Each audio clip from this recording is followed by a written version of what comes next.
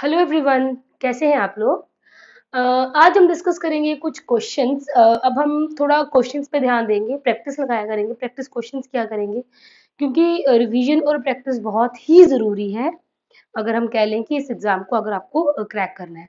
ठीक, तो and time पे जैसे कि हमें पता है दिसंबर 15 से या 13-15 जब से ही आपके एग्ज़ाम शुरू हो जाएंगे, तो वो जो भी आपको अलॉट हुआ है उस डेट के अकॉर्डिंग आपका एग्ज़ाम आ जाएगा, तो वो कभी भी हो सकता है। ठीक, तो मान के चलो अब दिसंबर 15 तक का टाइम है आपके पास, और तब तक आप सोच लो कितने के दिन है आपके पास। ठीक है, तो वो ये जो जितने ये टाइम रहता है, ये टाइम ज़्यादा हमने लगाना है अपने प्रैक्टिस क्वेश्चंस पे। चाहे हम टॉपिक्स को मर्ज करके क्वेश्चन डिस्कस किया करेंगे, चाहे हम कुछ एक पर्टिकुलर क्वेश्चन डिस्कस किया करेंगे जिसमें सिर्फ एक टॉपिक कवर होगा, बट क्वेश्चंस ऐसे डिस्कस करेंगे जो एक टॉपिक वाइज लेंगे। ठीक, ऐसे नहीं है कि इंटेलिजेंस में जीन पियाजे को ऐड कर देंगे। अगर हम इंटेलिजेंस को डिस्कस करेंगे तो इंटेलिजेंस को ही डिस्कस करेंगे। अगर हम जीन पियाजे, कोहलबर्ग, वाइगॉट्स्की की थ्योरीज को डिस्कस करेंगे, वो तीनों को एक ही वीडियो में डिस्कस करते हुए चलेंगे। तो ये चीजें हैं, प्रैक्टिस करेंगे क्वेश्चंस की। कुछ टॉपिक्स हैं जैसे इमोशंस हैं, इमोशनल डेवलपमेंट कह लो आप। तो ये दो तीन वीडियोस, दो तीन टॉपिक्स ऐसे हैं जो हम क्वेश्चंस के थ्रू समझ जाएंगे। ठीक, क्योंकि इमोशनल डेवलपमेंट में ऐसा टॉपिक है जिसमें आपको आपको कितना का मतलब आप समझते हो ये चीज़ों को कि इमोशंस क्या होते हैं, हमारे इमोशंस कैसे रिलेटेड हैं हमारे कॉग्निशन के साथ, और हम कैसे मतलब हम किसी चीज़ के लिए कैसे फील करते हैं। ठीक, इमोशन मतलब फीलिंग होती है।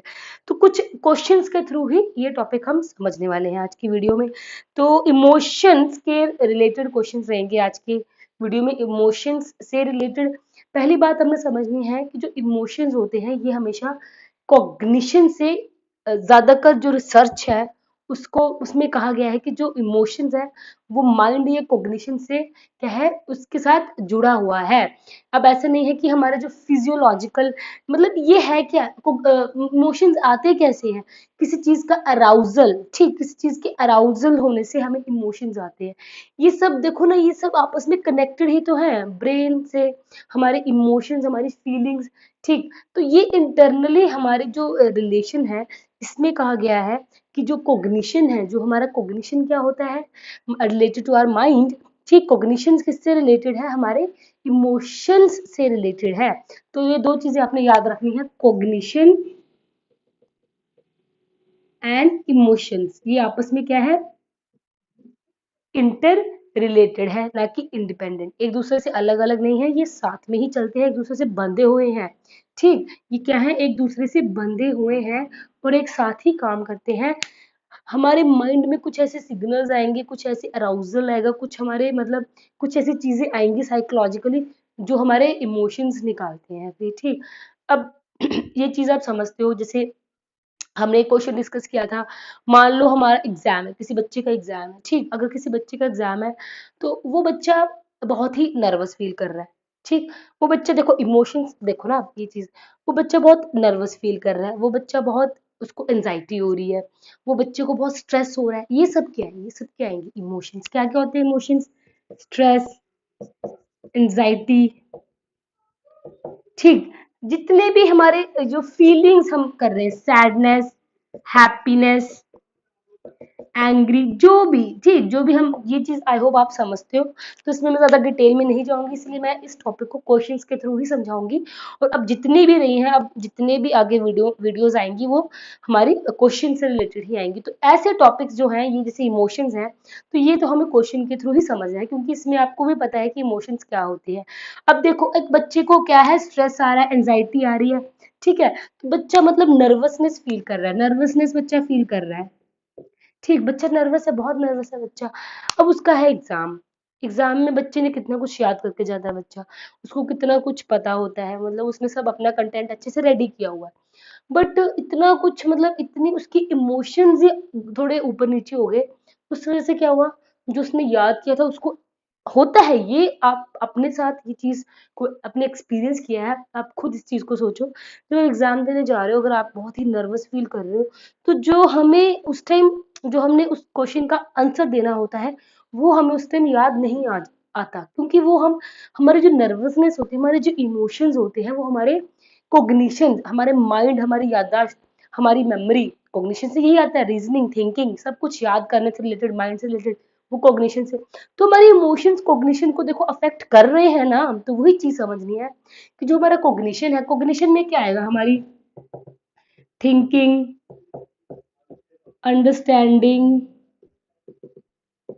मेमोरी, जितने भी सोच, दिमाग से रिलेटेड चीजें जहां पे हम अपना दिमाग लगा रहे हैं ना, थिंकिंग, अंडरस्टैंडिंग, रीजनिंग, कुछ भी, प्रॉब्लम सॉल्विंग, कुछ भी, ठीक, कुछ भी, ये सब चीजें आ जाएंगी हमारी कॉग्निशन में। ठीक, तो आई होप आपको ये चीज समझ आ चुकी है कि कॉग्निशन जो होता है, जो हमारा माइंड है, जो हमारी साइकोलॉजिकल जो हम कह रहे हैं कि अगर हाँ हमारा जो माइंड जैसे मतलब वर्क कर रहा है, तो वो हमारे इमोशंस के साथ भी रिलेटेड है। जैसे जैसे हम इमोशन फील करेंगे, वैसे वैसे हमारा दिमाग भी काम करता है। जैसे अगर हम कोई चीज को मतलब कोई इमोशन ऐसा आया, तो वो उसी तरीके से हम अपना दिमाग भी यूज करते हैं। तो ये चीज है, कॉग्निशन और इमोशंस आपस में क्या है, ये याद रखना है। ये मोस्ट ऑफ द रिसर्च चीज में यही कहा है कि ये दोनों आपस में क्या है, इंटर रिलेटेड है। तो आई होप आपको ये चीज समझ आ चुकी है। अब हम इसी से रिलेटेड क्वेश्चंस लगाएंगे। ठीक, देखो,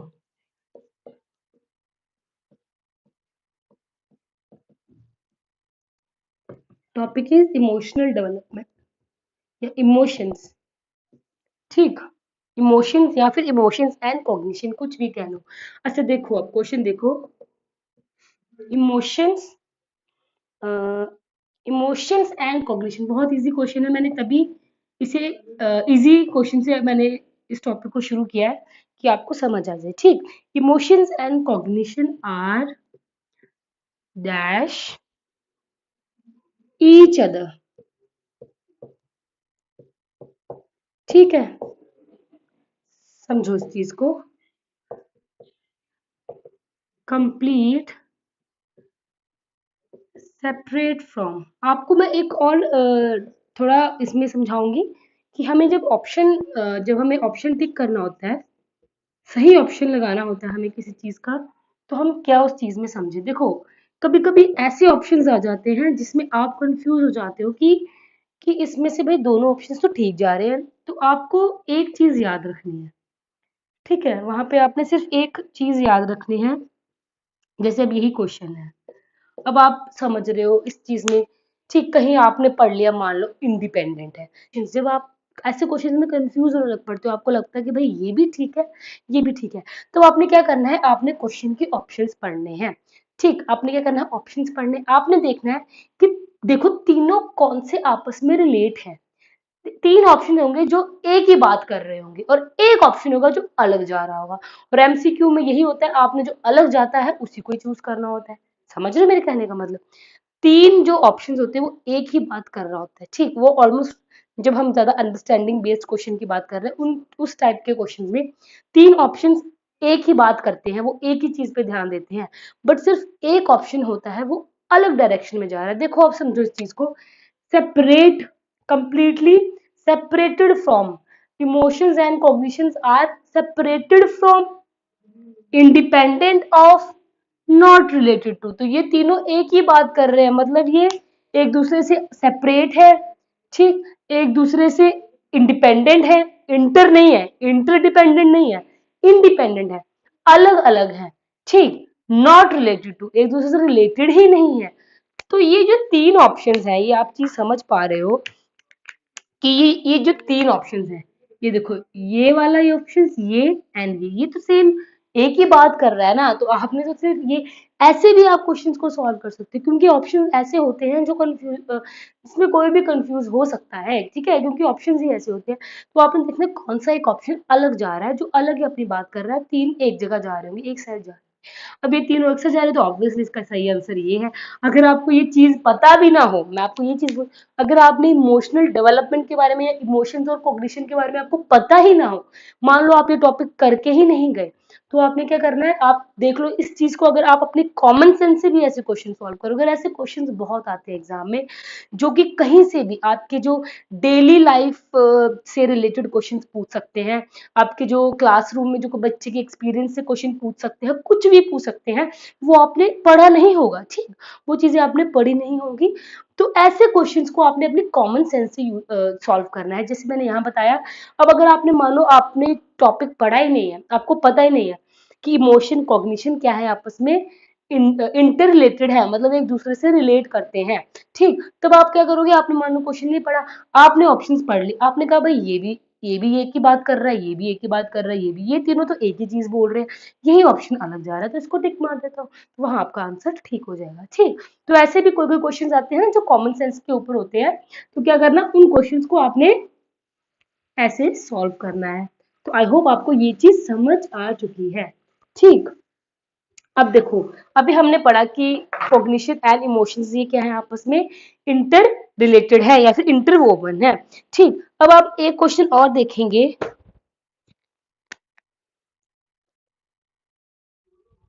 अब आप इसमें देखना, अब ये क्वेश्चन लिखा है कि जॉन,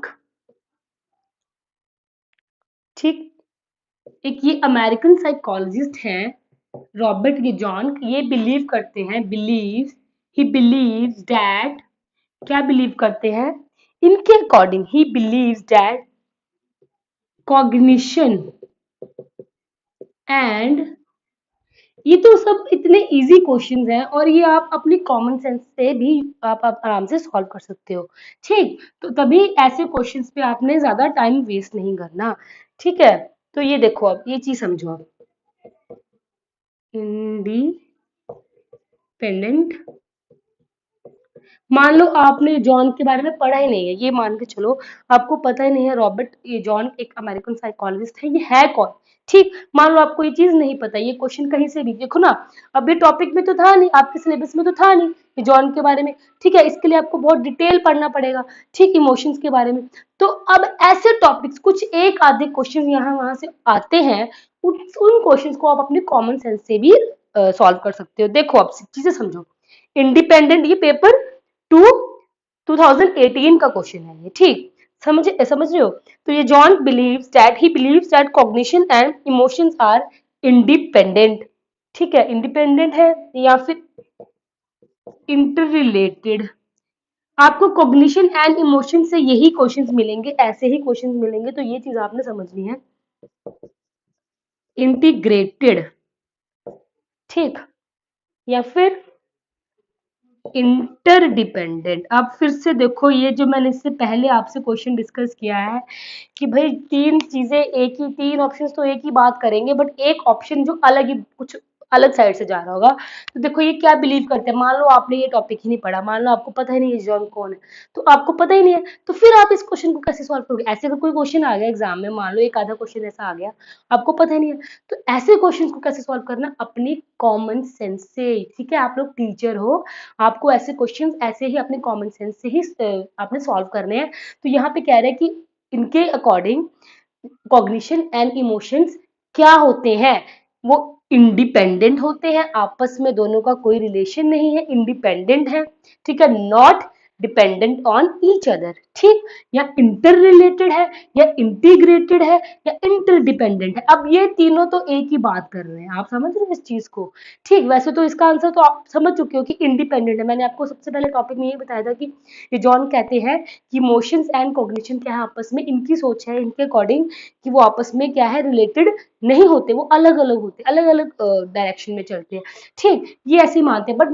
मान लो आपको ये चीज पता ही नहीं थी और एक क्वेश्चन आपको एग्जाम में आ गया, तो कितना इजी होगा आपके लिए सॉल्व करने के लिए। तो ऐसे क्वेश्चन जो कॉमन सेंस से यूज करके आएंगे, यूज करके सॉल्व करना, तो ऐसे क्वेश्चन प्लीज छोड़ के भी मत आना, और इन क्वेश्चंस के ऊपर आप लोगों ने ज्यादा टाइम भी नहीं लगाना, क्योंकि इतने ज्यादा इजी क्वेश्चन है।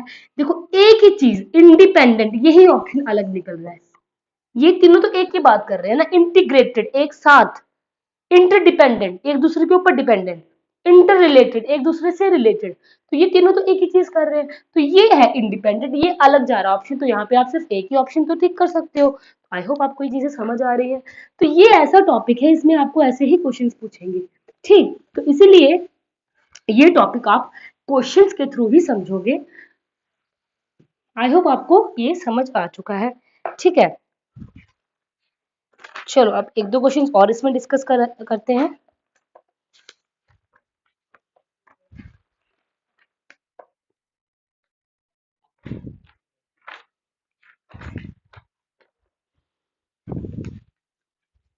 ये देखो, अब ये समझो question, which of the which of the following which of the following statement about cognition and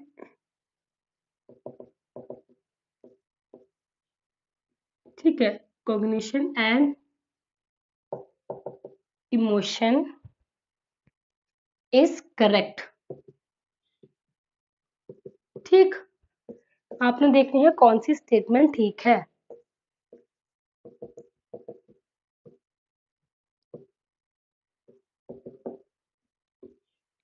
Cognition and emotions are processes that are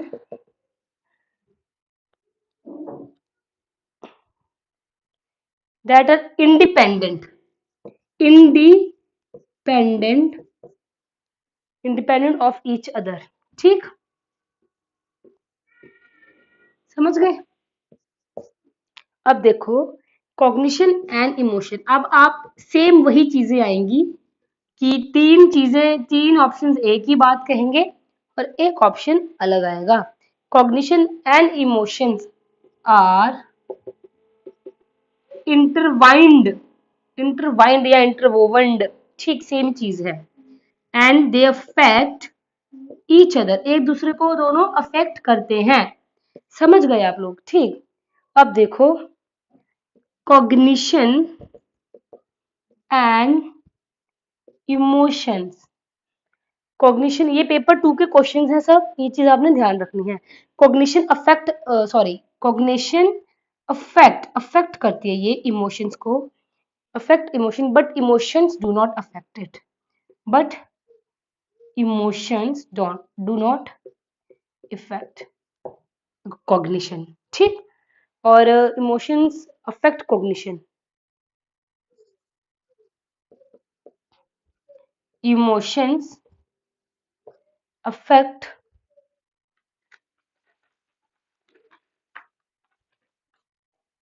emotions affect cognition,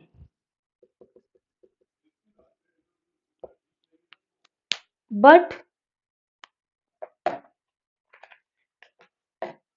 emotions do not affect but cognition, emotions affect cognition but cognition does not affect it। ठीक, समझ गए। तो ये दोनों तो एक ही बात कर रहे हैं, तो आप इस चीज को समझो अब कि इसमें लिखा है, देखो हमने क्या पढ़ा है कि कॉग्निशन एंड इमोशंस ये क्या है, आपस में एक दूसरे से रिलेटेड होते हैं। ठीक, ये है एक्चुअल में, अगर हमारा जो, जैसे हमारे इमोशंस काम करेंगे, जैसे हम फील करेंगे वैसा हमारा माइंड काम करता है। ठीक है, तो यहाँ लिखा cognition emotions they are processes, they are independent of each other, independent है एक दूसरे से। ये सिर्फ किसने कहा था, ये आपने पढ़ा है, ये कहा है रॉबर्ट ये जॉन्क ने। ठीक, कि ये दोनों आपस में क्या है, इंडिपेंडेंट है। Cognition emotions they are intertwined and affect each other, एक दूसरे को अफेक्ट करते हैं। ठीक, cognition affect emotions, cognition emotion को इफेक्ट करता है बट वो उसको नहीं करता, या फिर इमोशन कॉग्निशन को इफेक्ट करता है बट कॉग्निशन नहीं करता। तो ये दोनों स्टेटमेंट क्या है, ये रॉन्ग है, क्योंकि ऐसा कुछ नहीं है कि एक अफेक्ट करेगा दूसरा नहीं करेगा। ऑब्वियसली अगर करेंगे तो दोनों करेंगे और नहीं करेंगे तो दोनों ही नहीं करेंगे। ठीक, तो ऑप्शन आप कंफ्यूज हो जाओगे इस दोनों में। ठीक, तो आपने याद रखना है एक ही चीज है कि ये आपस में रिलेटेड है, ये आपस में क्या है, इंटर डिपेंडेंट, इंटर रिलेटेड।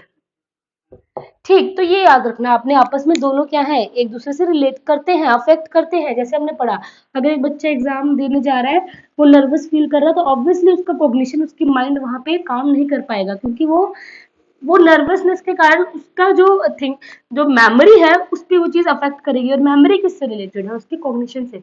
ठीक, वो चीज को बच्चा समझ नहीं पाएगा। तो आप ये चीज समझ चुके हो कि कॉग्निशन एंड इमोशंस आपस में क्या है, ये एक दूसरे से रिलेटेड है। ठीक।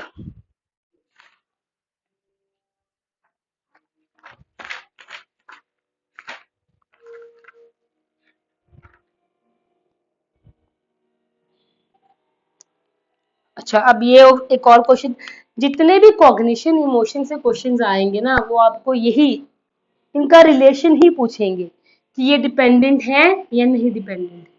ठीक, अब देखो ये the relationship between the relationship between cognition and emotion क्या है ये, एंड इमोशन इज, ठीक है, क्या है, the relationship between cognition and emotion is independent, independent है ये ऑफ ईच अदर, ये आप समझ के चल लो, यूनिडायरेक्शनल है, एक डायरेक्शन में जा रही है, इसका मतलब है कि इमोशंस इन्फ्लुएंस करते हैं कॉग्निशन को, सिर्फ इमोशंस कॉग्निशन को इन्फ्लुएंस कर रहा है, कॉग्निशन नहीं कर रहा है, सिर्फ एक ही डायरेक्शन में कह रहे हैं। ठीक, या फिर यूनिडायरेक्शनल, फिर से यूनिडायरेक्शनल, इससे पहला क्वेश्चन भी कुछ मिलता जुलता ही है, ये आपने समझना है। ठीक, तो इसका मतलब है कि कॉग्निशन इन्फ्लुएंस कर रहा है।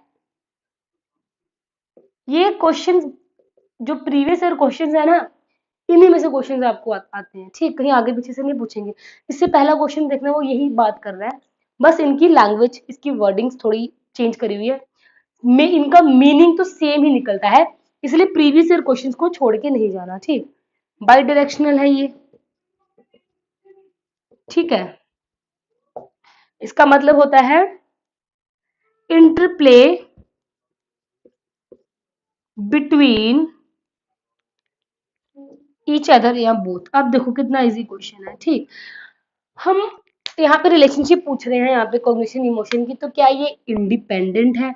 इससे पहला क्वेश्चन आप देखना, सेम एक ही मतलब निकल रहा है, बस इनकी वर्डिंग्स इन्होंने चेंज की हुई है, स्टेटमेंट्स चेंज लिखी हुई है यहाँ पे। ठीक, तो इंडिपेंडेंट है या एक ही डायरेक्शन में, कि सिर्फ इमोशन अफेक्ट कर पा रहे हैं कॉग्निशन को, उल्टा नहीं हो रहा। यूनि मतलब होता है एक डायरेक्शन, कॉग्निशन नहीं कर रहा, सिर्फ ये एक ही डायरेक्शन है। यूनिडायरेक्शनल कि कॉग्निशन, अब कॉग्निशन सिर्फ इमोशन को कर रहे हैं, ये इमोशन कॉग्निशन को नहीं कर रहा। या बाई डायरेक्शन है, बाई डायरेक्शन का मतलब होता है जब कॉग्निशन, जो मैंने आपको बताया सबसे पहले जब हमने ये स्टार्ट की थी ये टॉपिक, कि इमोशंस, कॉग्निशन इमोशन को अफेक्ट करेगा, इमोशन कॉग्निशन को अफेक्ट करेगा, तो दो डायरेक्शन आएंगी ना। ठीक, तो ये आपने चीजें याद रखनी है, इट इज बाई डायरेक्शनल, मतलब कॉग्निशन इमोशंस को अफेक्ट करेगी, और इमोशन कॉग्निशन इमोशंस को, इमोशंस कॉग्निशंस को, कॉग्निशन को इफेक्ट करता है। ठीक, तो ये चीज है, दोनों आपस में क्या है, दोनों का इंटरप्ले होता है, दोनों एक साथ काम करते हैं, ये नहीं कि एक अलग जा रहा है और एक अलग जा रहा है। ठीक है, क्वेश्चन है, which of which of the following which of the following fact has which of the following facts has been least मतलब सबसे कम, least discussed बहुत ही कम डिस्कस किया हुआ जिसको, in the psychology, मतलब सबसे कम, जो आपको लगता है कि ऑप्शन जो सबसे कम सही है, तीन ऑप्शन जो सबसे अच्छे ठीक लग रहे हैं इस कॉन्टेक्स्ट में, वो चूज करने हैं, और जो सबसे कम जिसकी पॉसिबिलिटी कह लो आप। ठीक, तो first is emotion is a emotion is a subjective feeling, ये एक सब्जेक्टिव फीलिंग है, and it vary from person to person, मतलब एक पर्सन से दूसरे पर्सन में ये वेरी करती है ऑब्वियसली। ठीक, अब नेक्स्ट इज इमोशंस में not only occur, it may not only occur within individual students. ये एक एक बच्चे में नहीं होता, सिर्फ without occur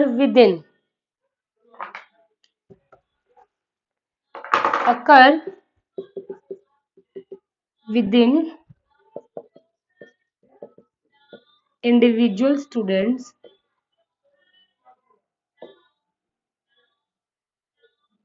but also within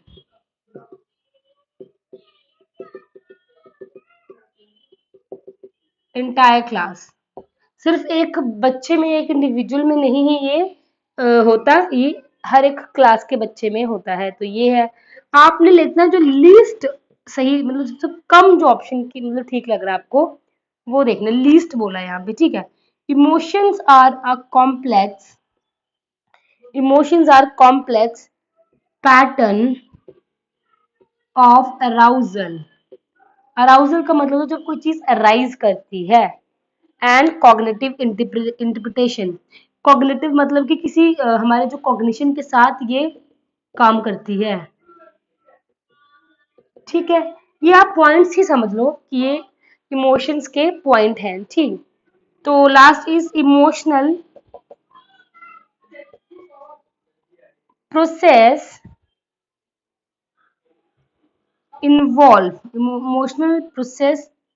involve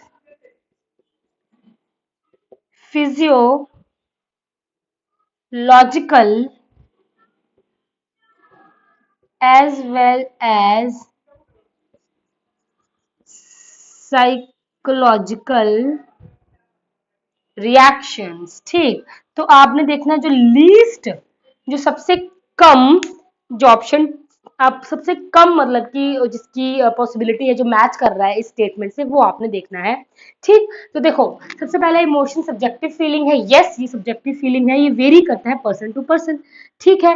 they it में emotions may not only occur with in individual student but also with in entire class, मतलब वो सिर्फ एक उसमें नहीं होता, एक इंडिविजुअल में नहीं होता, वो पूरी क्लास में होता है। तो ये चीज है। Emotions complex pattern of arousal है, और कॉग्निशन, कॉग्निशन के साथ मतलब इसका रिलेशन है उनकी इंटरप्रिटेशन के साथ हो रहा है, ठीक। Emotional processes involve physiological as well as psychological reaction. Physiological का मतलब होता है जो हमारा फिजिकल, जो हमारी फिजिकल जो बॉडी हमारी जैसे काम करती है उससे रिलेटेड, फिजियोलॉजिकल से रिलेटेड, फिजियोलॉजिकल और साइकोलॉजिकल ये दोनों का काम है। देखो सही ऑप्शन जो सबसे अच्छे अच्छे ऑप्शन है वो हम पहले निकाल लेते हैं। ये ठीक है, ये ठीक है। तो ये कोई ऑप्शन मतलब इतना खास नहीं है, तो इस ऑप्शन को हम यहाँ पे लीस्ट में डालेंगे, ठीक। कि मतलब कि क्लास में एंटर, तो ये इतना मतलब कि इसकी इमोशनल की साइकोलॉजी के रिलेटेड ये इतना जम नहीं रहा कह लो आप, ठीक। तो हमें ये तीन ऑप्शन सबसे बेस्ट लग रहे हैं कि सब्जेक्टिव होता है, वेरी करता है, ठीक है। दोनों का काम है सही में, फिजियोलॉजिकल भी है साइकोलॉजिकल, दोनों का ही काम है इमोशंस में, ठीक। और ये क्या होता है कॉग्निशन के साथ ही रिलेटेड है, इंटरप्रिटेशन दोनों का होगा तभी ये साइकोलॉजी इसकी बनती है। तो ये था इसका सही आंसर, ये था कॉग्निशन इमोशन में इसका सही आंसर, ठीक। समझो अब फॉलोइंग क्वेश्चन समझो, फॉलोइंग आर सम, ठीक है, फॉलोइंग आर सम टेक्निक्स कुछ ये ऐसी टेक्निक्स हैं to manage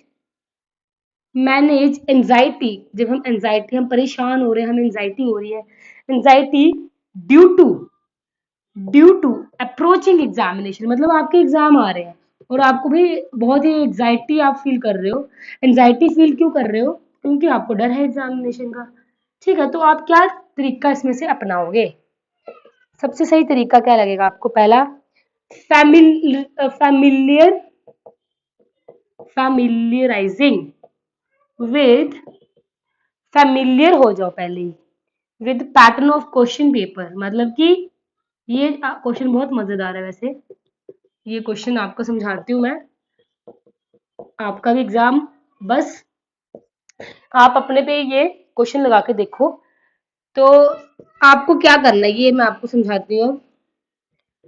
thinking not, sorry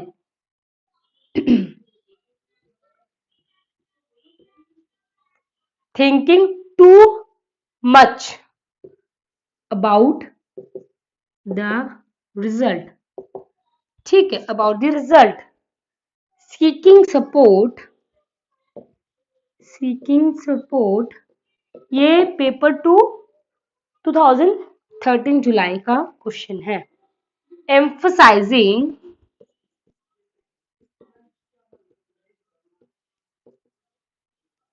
देखो कितना सही क्वेश्चन है। मान लो आपका एग्जाम सीटेट का आने वाला है, ठीक है, 15-20 दिन में आपका एग्जाम है। ठीक, आपका अप्रोचिंग एग्जामिनेशन, एग्जाम आपका आ रहा है, आपको हो रही है बहुत एंजाइटी, भाई आपको स्ट्रेस हो रहा है, मैं क्या करूं, मेरा क्वालिफाई होगा कि नहीं, सीटेट इस बार निकलेगा कि नहीं। मान लो आपका पहली बार नहीं निकला था, आप सोच रहे हो इस बार निकलेगा कि नहीं। या मान लो आपका फर्स्ट अटेम्प्ट है, आप सोच रहे हो यार इस बार निकाल लूं किसी भी तरह, जो जॉब करनी है कहीं, चलो एटलीस्ट प्राइवेट स्कूल में जॉब करनी है, मतलब आपको एंजाइटी हो रही है, आप सोच ही जा रहे हो, भाई परेशान हो, एग्जाम पता नहीं मुझसे क्रैक होगा कि नहीं। तो ये जो परेशानी है, ये जो आपके पास ये जो परेशानी है, तो इसको हटाने का, इससे मतलब इसको रिजॉल्व करने का क्या तरीका है। पहला, familiarising with the pattern of question paper, मतलब कि जो हम ओल्ड क्वेश्चन पेपर है उनको पहले ही पढ़ के रख ले, हम फेमिलियर हो जाए, हमें पता चल जाए कि कैसे क्वेश्चंस आते हैं। ऑब्वियसली जब आप क्वेश्चंस पढ़ते हो प्रीवियस क्वेश्चन, आपको आइडिया लग जाता है कि ऐसे क्वेश्चंस पूछे गए एग्जाम में, तो ऑब्वियसली इससे रिलेटेड क्वेश्चंस ही आएंगे। तो वो आपके लिए बताओ अब हेल्पफुल है कि नहीं है। ठीक, आपने दो चीजें देखनी है। वन, एक तो आपने देखना which is helpful, and another one जो हेल्पफुल नॉट हेल्पफुल। ठीक है, तो आप मुझे ये बताओ कि ये आपके लिए हेल्पफुल है कि नहीं है। आप फेमिलियर हो जाओ, ओल्ड क्वेश्चन पेपर से फेमिलियर हो जाओ। ये इमोशंस है, देखो ये एंजाइटी क्या है, ये एक इमोशन है, तो ये चीज आप समझो। ठीक, तो ये इमोशन से, ये ऐसे क्वेश्चन आपको पूछेंगे डायरेक्ट, मतलब अब ये तो नहीं है ना कि पूछेंगे बार बार की इमोशंस, तो कोई एक चीज उन्होंने पूछ ली, वो घुमा फिरा के भी तो पूछेंगे। इमोशन से टॉपिक, ऐसा टॉपिक है, क्वेश्चन ही ऐसे बनते हैं। तो अब क्या करोगे आप, ये आप बताओ, ये हेल्पफुल रहेगा, करोगे या नहीं करोगे। ठीक, आपने क्या करना है, आपने एंजाइटी को दूर करना है, तो उसके लिए आप क्या करोगे, thinking too much about the result, तो बहुत ज्यादा रिजल्ट के बारे में सोचते हो। अब आप यहाँ पे पढ़ नहीं रहे हो, मान लो वीडियो देख रहे हो, समझ नहीं रहे, सोच ही जा रहे हो यार 90 आ जाएंगे क्वालिफाई हो जाएगा, 90 से ऊपर आ जाएंगे क्वालिफाई हो जाएगा, ऐसा हो जाएगा वैसा हो जाएगा, सोच ही जा रहे हो, रिजल्ट का सोच रहे हो, सिर्फ रिजल्ट का। जो इतनी लंबी प्रोसेस है वो नहीं सोच रहे हो, जो इतनी लंबी प्रोसेस चल रही है ना, वो नहीं सोच रहे हो, एंड रिजल्ट सोच रहे हो सिर्फ। प्रोसेस में क्या क्या आएगा, क्वेश्चंस के साथ फेमिलियर हो जाओ, प्रैक्टिस करो, सिलेबस को रिवाइज करो, ये नहीं करना, बट रिजल्ट सोच रहे हो, तो ये आपके लिए हेल्पफुल है कि नहीं हेल्पफुल है, ये सोचो। Seeking support, support in the sense, मान लो मैं आपको यहाँ पे इस चीज के लिए, आपको सीटेट के लिए मैं आपको, या सीडीपी के लिए मैं आपको हेल्प कर रही हूँ। आपको मान लो कोई चीजें समझ नहीं आ रही, समझ रहे हो, आपको चीजें समझ नहीं आ रही, आपको डाउट्स आ रहे हैं, अब आप मुझे पूछोगे, डाउट मतलब आप मुझसे हेल्प ले रहे हो, मैम मुझे ये चीज क्लियर नहीं है, मैम मुझे आप पर्सनली बोल रहे हो, मैम मुझे प्लीज समझा दो, या क्लास में डाउट क्लास हो रही है उसमें बोल रहे हैं प्लीज मैम मुझे चीज समझा दो, मुझे डाउट्स आ रहे हैं, तो आप हेल्प ले रहे हो, सीकिंग सपोर्ट और हेल्प, सीकिंग हेल्प, किसी से हेल्प ले रहे हो। ठीक, तो ये हेल्पफुल है कि नहीं है, ये भी सोचो। एम्फोसाइजिंग स्ट्रेंथ, अपनी स्ट्रेंथ पे फोकस कर रहे हो, स्ट्रेंथ क्या क्या है आपकी, आपने देखना भाई मेरी स्ट्रेंथ क्या क्या है, कि मैं इस पोर्शन को, मैंने ये सीटेट में मेरी पेडागोजी स्ट्रांग है, या मेरा साइंस स्ट्रांग है, या मेरा मैथ स्ट्रांग है, या मेरी सीडीपी स्ट्रांग है, उस चीज को मैं पहले कवर करता हूँ। तो अपनी स्ट्रेंथ को देख रहे हो, तो आप देखो आपके लिए कौन सी हेल्पफुल है। ऑब्वियसली अगर आपको क्वेश्चन पेपर है तो ये आपके लिए हेल्पफुल है, अगर आपको पिछले सब आपको पता है पैटर्न कैसे क्वेश्चन पेपर का, तो आपके लिए हेल्पफुल है। सब एक सब सपोर्ट ले रहे हो तो ये भी हेल्पफुल है, क्योंकि आपको उससे हेल्प ही मिलेगी, आप किसी से हेल्प ले रहे हो तो आपको वो आपके लिए इजी रहेगा। ठीक, अपने स्ट्रेंथ पे फोकस कर रहे हो तो अच्छी बात है, तो ये चीज यही गलत आएगी कि रिजल्ट के बारे में ज्यादा सोच रहे हो, तो ये चीज नहीं करनी है। बार बार रिजल्ट के बारे में सोचते रहोगे तो उससे तो कुछ नहीं होगा, उससे आपको एंजाइटी ही आएगी, एंजाइटी इसी से ही आएगी, तो ये चीज आपने समझनी है। ठीक, तो आई होप आपको ऐसे क्वेश्चन समझ आ चुके हैं, और ये क्वेश्चंस ऐसे हैं, मैं फिर बता रही हूँ, टॉपिक ही ऐसा है, कैसा है ये टॉपिक, ये आपकी कॉमन सेंस को ही चेक करेगा। ठीक, तो आई होप आपको ये चीज समझ आ चुकी है। चलो एक और क्वेश्चन देख लेते हैं फिर। चलो, ये कुछ अंडरस्टैंडिंग बेस्ड क्वेश्चन है, इनको सॉल्व करने में मजा आता है, तो आप खुद ये चीजों को समझो। all of the following all of the following facts indicate all of the following facts, जितने भी facts सब indicate करते हैं that a child is, एक बच्चा है जो, that a child is emotionally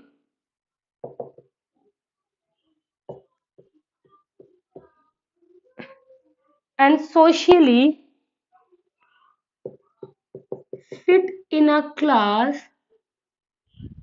except, exception देखनी है, except जो चीज नहीं है, एक्सेप्ट क्या है मतलब जो चीज नहीं है।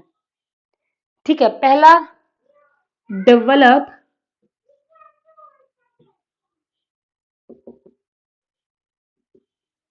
Good relationship